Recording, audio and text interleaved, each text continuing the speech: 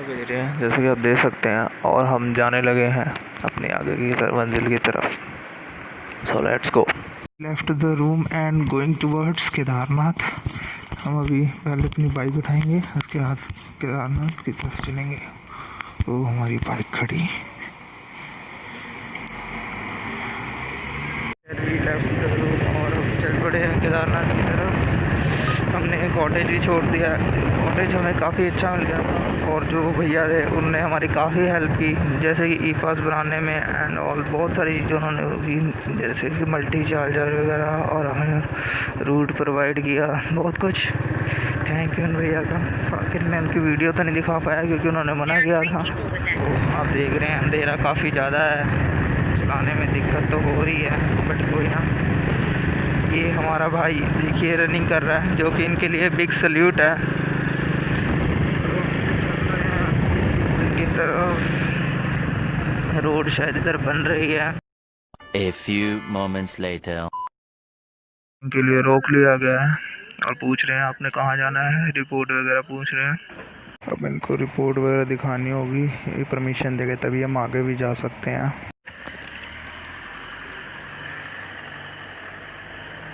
RTPCR report बनाई आपने?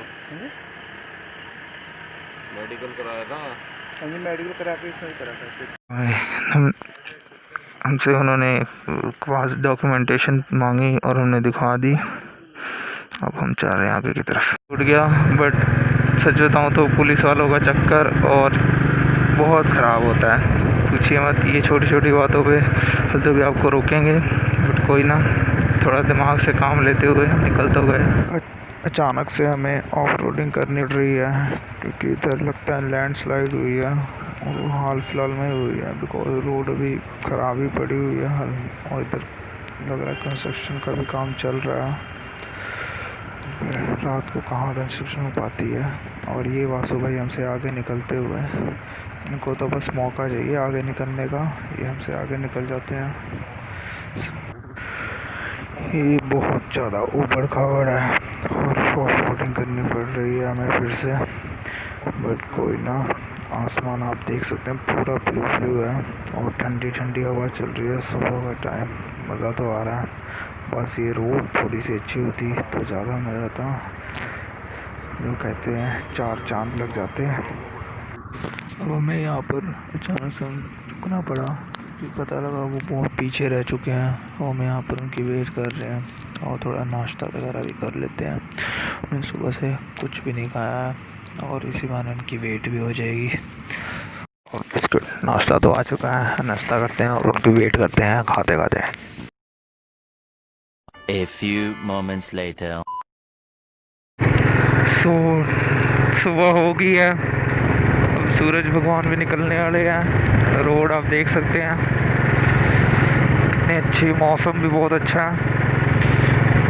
अब तो कुछ बोलने का दिल नहीं कर रहा, बस यही दिल कर रहा है कि आराम से बाइक चलाते रहे और चलाते रहे, क्योंकि इतनी शांति है यहाँ पर कि हमें झरने तक की आवाज़ आ रही है। और आई डोंट नो कि आपको चिड़ियों की चींची की आवाज़ आ रही है कि नहीं, एक बार आप ध्यान से सुनिए। शायद आपको आ रही होगी या नहीं पता नहीं, बट अब मुझे तो आ रही है। काफ़ी अच्छा लग रहा है, शांति बहुत ज़्यादा है यहाँ पर। हालांकि धुंध हो गई है काफ़ी ज़्यादा, इस साइड कम हो रही है धीरे धीरे, पीछे तो बहुत ज़्यादा थी, विजिबिलिटी नहीं थी बिल्कुल भी, और सांस लेने में भी प्रॉब्लम होने लगी है क्योंकि काफ़ी ऊपर आ चुके हैं हम। और हेलमेट है तो ऐसी ही सांस नहीं आती, ऊपर से कोरोना की वजह से मास्क, इसमें तो ऐसी प्रॉब्लम बहुत सारी हैं। Now we are in Gangotri, और मौसम तो को दिखा ही रहा हूँ। लेते हुए चलिए, मेरे कुछ भाई जो भी नहीं आ सकते उनके लिए हम इतने आने को तैयार हैं, इस प्रॉब्लम्स में भी। बाकी सबकी सपोर्ट की ज़रूरत है, बाकी तो हम आपको ऐसी एडवेंचरस अनलिमिटेड जगह दिखाता रहेंगे, जो कि वैसे उत्तराखंड को देवभूमि भी कहा जाता है, और वाकई में एक देवभूमि है। ये तो यहाँ आके पता लग रहा है, क्योंकि ऐसी ब्यूटी शायद ही कहीं देखने को मिले।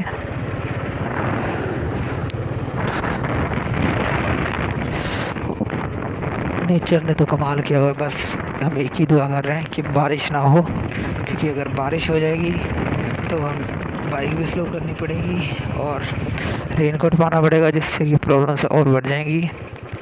और वैसे ही मिट्टी मिट्टी है तो कीचड़ भी होगा, जिससे बाइक स्लिप करेगी। तो बस यही दुआ करिए कि बारिश ना हो, कि सब कुछ चलेगा, ठंड भी चलेगी, स्नोफॉल भी चलेगी।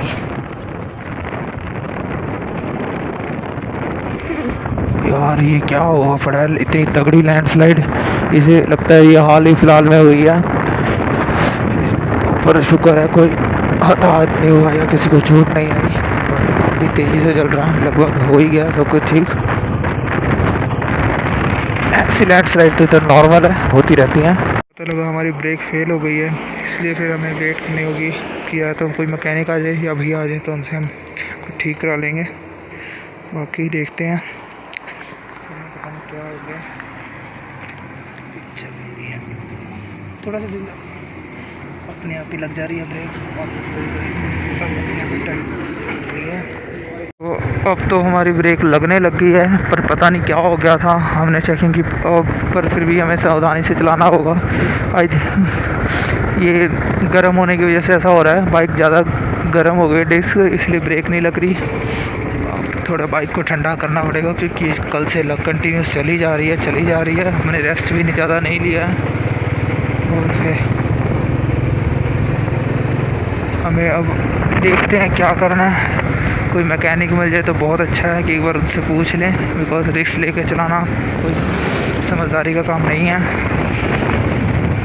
और यहाँ दूर दूर तक तो एक दुकान नहीं दिख रही, थोड़ा संभाल के चलाना होगा, कम से कम ब्रेक का यूज़ करें ताकि वो गर्म ना हो और हमें प्रॉब्लम ना हो।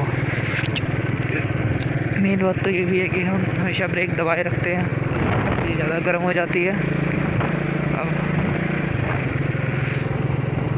और ये देख सकते हैं आप, हमारे साथ साथ में एक नदी भी चल रही है, जिसे झरना कहो या नदी कहो या जो कह लो आपको अच्छा लगे। बहुत फैंटास्टिक ब्यूटीफुल, और पानी इतना स्वच्छ पूछे मत। इतनी देर से देख रहा हूँ मैं, कर रहा हूँ, बट क्या करूँ, प्रेशर भी आ रहा है सबकी तरफ से कि अब नहीं, हमने नहीं रुकना। अब आज कैसे भी करके हमने कवर करना है रास्ते, क्योंकि बारिश का जैसा मौसम हो चुका है, मौसम थोड़ा ख़तरनाक था पीछे, और हमें पता लगा है कि बारिश भी हो सकती है, ऐसा वेदर रिपोर्ट है। बाकी देखते हैं, मैं तो कहती हूँ कि अगर बारिश होती है तो हमें बहुत प्रॉब्लम्स आ सकती है।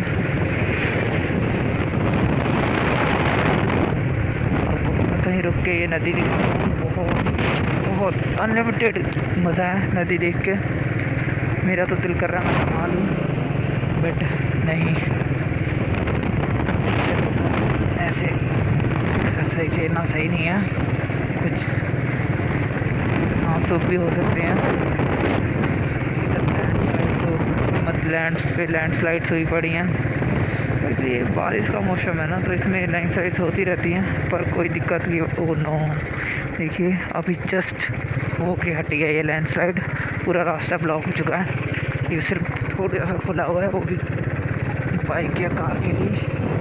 कहाँ जाता है ये लैंडस्लाइड?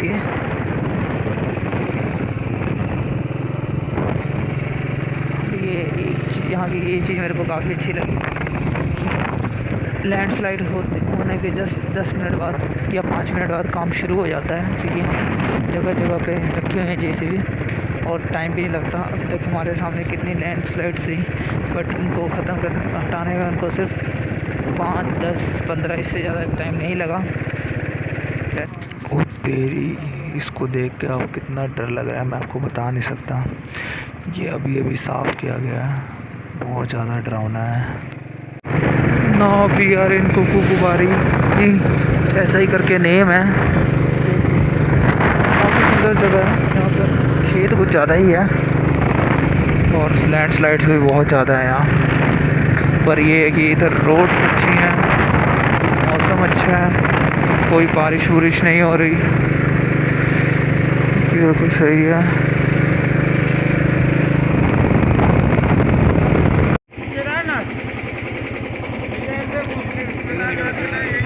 ठीक है भैया, अचानक ही हमने रास्ता पूछा क्योंकि मेन हमारे को थोड़ी कन्फ्यूज़न हो रही है। अब धुंध बहुत ज़्यादा हो चुकी है जैसा कि आप देख रहे हैं, ठंड भी बहुत बढ़ गई है। अब हमें जल्द से जल्द जैकेट वगैरह पानी होगी, हम वही सोच रहे हैं रुक के जैकेट वगैरह पाएँ। और पर मेन पंगा ये पड़ गया है कि जो हमारी राइडिंग जैकेट है मतलब फिटिंग की है और हमारी जो दूसरी जैकेट है वो भी फिटिंग की है, तो हम कोई एक ही पा पाएंगे। देख वही डिसाइड करना है कौन से पाए।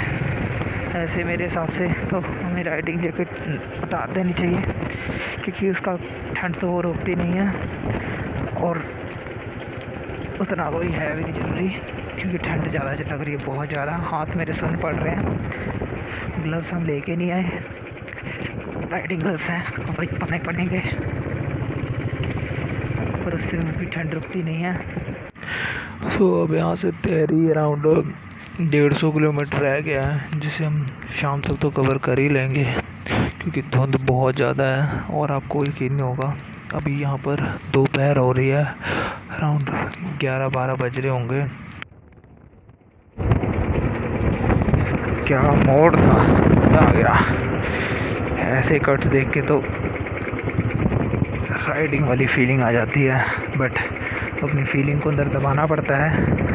यहाँ कभी कोई पता नहीं कब कहाँ से गाड़ी आ जाए, जैसे कि देख रहे हैं आप कभी भी गाड़ी आ जाती है, कैसे भी मोड़ आ जाते हैं, कोई भरोसा नहीं है।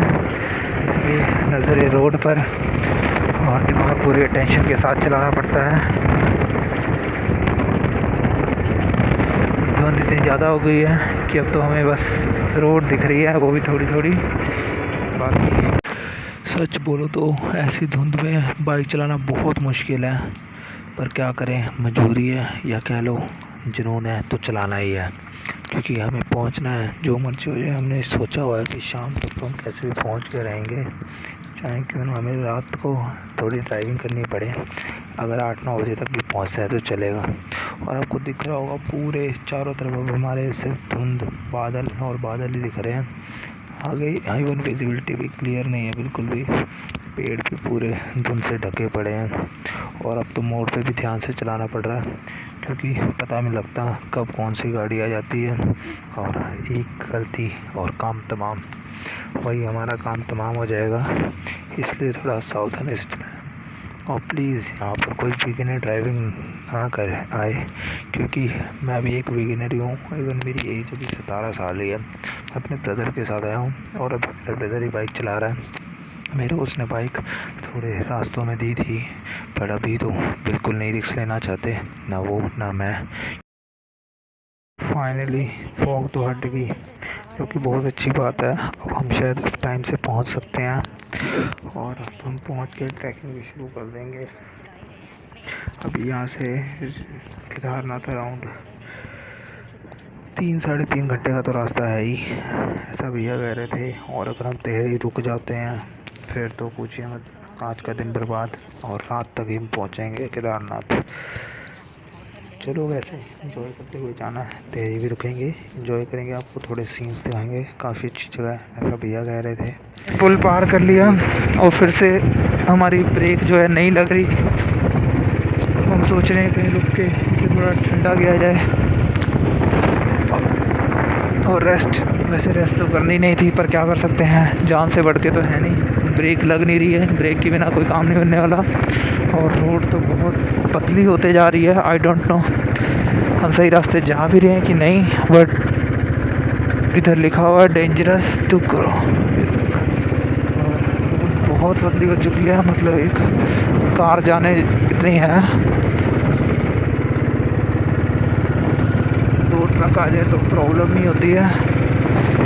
अब तेज़ तो नहीं चला सकते, बस ये है रब रखा कहीं पहले इसे ठीक किया जाए। डिस्क ब्रेक तो बिल्कुल ही नहीं लग रही अब तो। A few moments later. बताया कि यहाँ पर बाघ है, मतलब शेर, और इन्होंने देखा है, फिर से बता रहे हैं। कहाँ बैठा हुआ है? कहाँ पे?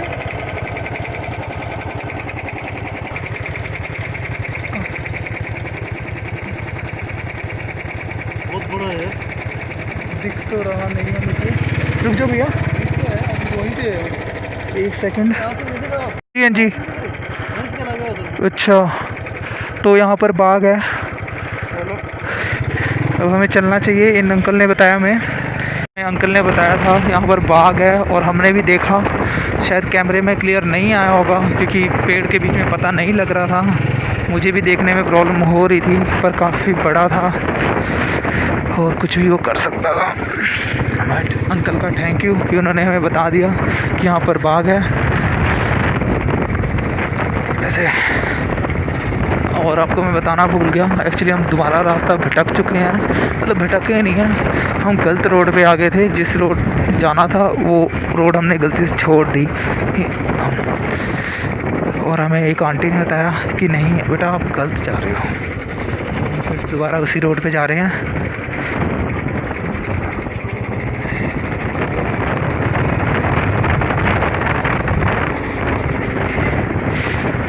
और ये अंकल हमें वहाँ तक लेके जा रहे हैं सही रोड पे।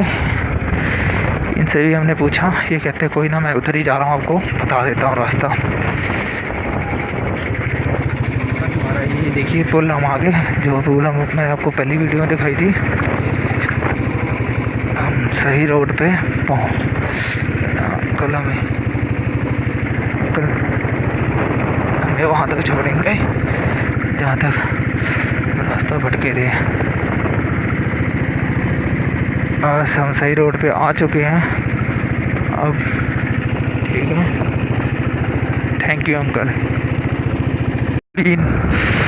क्या खूबसूरती है, ऐसी चीज़ शायद ही हमें कहीं देखने को मिले। हम इसे काफ़ी देर से देख रहे थे, बट हम सोच रहे थे कहाँ रुके। फाइनली ये झील हमें दिख गई, और अब हम सोच रहे हैं एक आधे फ़ोटो करा लें कि सो अभी मेरे कज़न ने बताया कि ये झील नहीं, ये डैम है, जो कि अभी इधर से छोटा सा है, आगे चल के हमें दिखेगी। और इसका नेम तो पता नहीं, अब अगर कोई उत्तराखंड का है तो ज़रूर बताए इसका नेम क्या है। और सच्ची ग्रेट यार, देख सकते हैं, बहुत बड़ी है ये, बहुत दूर दूर तक सिर्फ यही है। झील मतलब नीचे जाने का रास्ता कहाँ है झील की तरफ, यहाँ के लोगों से। अंकल जी ये झील देखने के लिए नीचे जाने का रास्ता किधर है? रास्ता तो ये भी है थोड़ा सा यहाँ तक। अच्छा, तो यहीं पे आ गए झील। हाँ जी, और कोई रास्ता नहीं है? और कहाँ है? तो रास्ता तो वैसे कई जगहों पर। अच्छा ठीक है, रोड वही जाती है। तो डैम के आगे से रास्ता है, आगे हम जाएंगे तो डैम है और उधर ही रास्ता है। बड़े हैं डैम की तरफ, हमें बताया कि आगे शिवालय है और वहीं पर डैम का रास्ता है। अब देखते हैं किधर है। और मिल गया रास्ता, यहाँ से हम जा सकते हैं।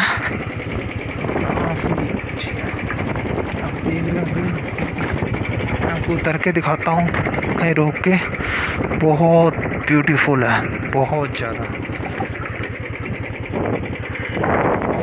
और ये शायद मुझे ही दिख रहा है, और वो तो अभी आ रहे हैं। उनको मैंने वैसे बता दिया है कि मैं यहाँ रुका हूँ डैम के पास।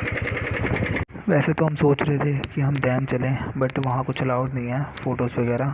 यहीं पर लोग आते हैं, फ़ोटोज़ वगैरह कराते हैं, और ये कैंपिंग एरिया है, यहाँ लोग कैंपिंग भी करते हैं। सो हम सोचते हैं कि अगर सब मान गए तो कैंपिंग कर लेंगे, नहीं तो आगे चल लेंगे।